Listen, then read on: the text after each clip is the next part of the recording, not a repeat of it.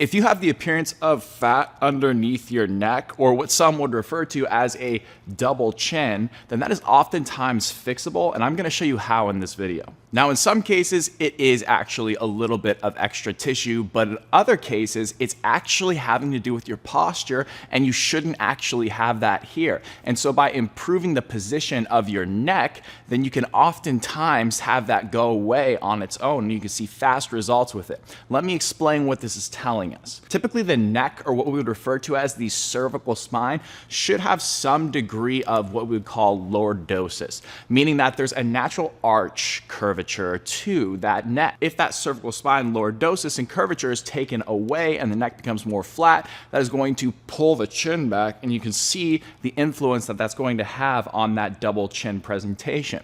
So what this means is that in order to fix this issue, we have to restore the natural curvature of the neck. But we gotta take one step back and ask, why is that neck flat in the first place? Contrary to what a lot of advice would tell you on the internet, this is not an isolated problem at the neck. This is a total body problem. Oftentimes, people that have this flat neck curve are stuck in a position where their pelvis is tilted forward like this.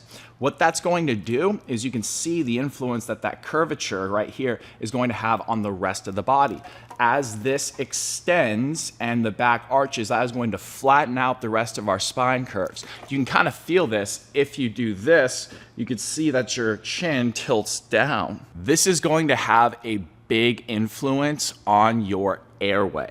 The airway is the most important part of our body that we can keep open at all times, because research suggests if you don't breathe, you die. So we are always constantly trying to manage our airway and keep it in a good position. And if we can't do that, we're gonna find a compensatory way to do that. So the problem with this posture and the head staying down is that the airway is now closed off. That natural curvature of the neck allows the airway to stay more open and allows us to more easily manage airflow and oxygen being brought into the body.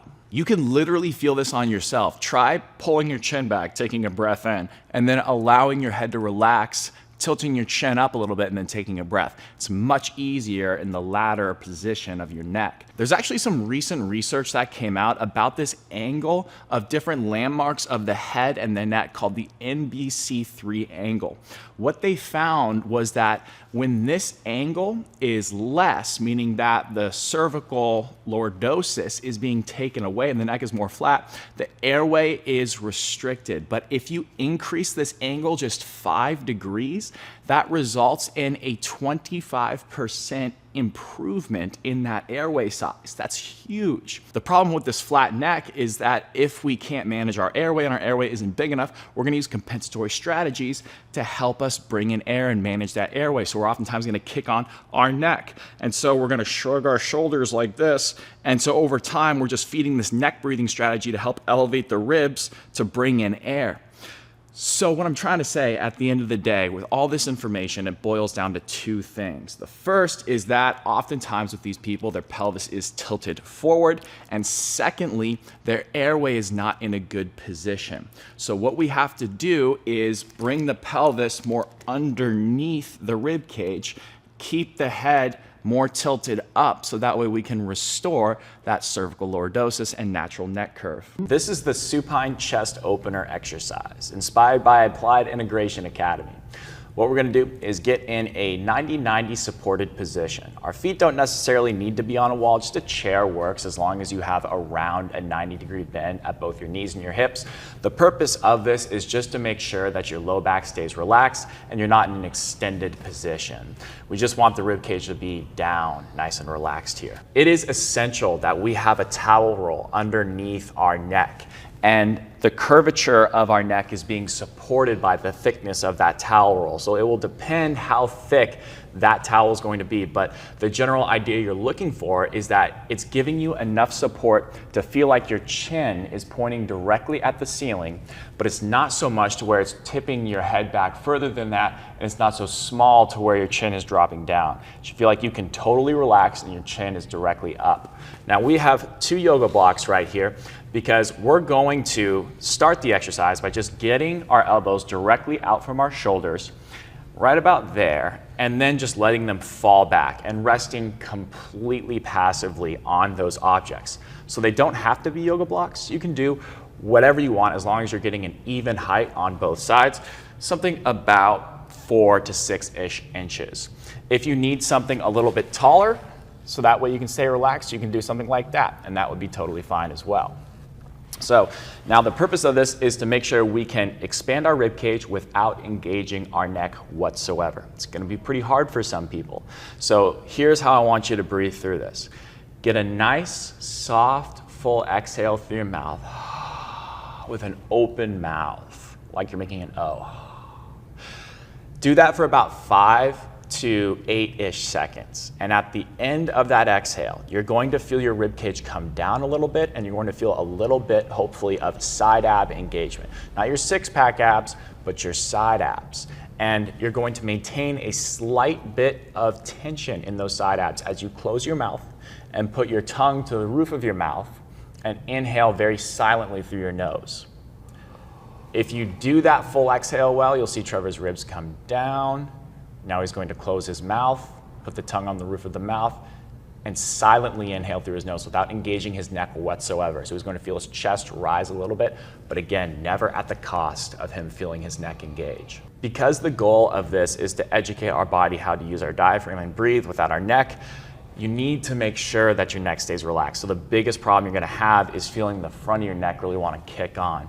So if that's the case, then you can work with more shallow inhales and exhales. So if you feel like when you start to inhale, your neck's gonna kick on, stop the inhale before that point and then exhale again.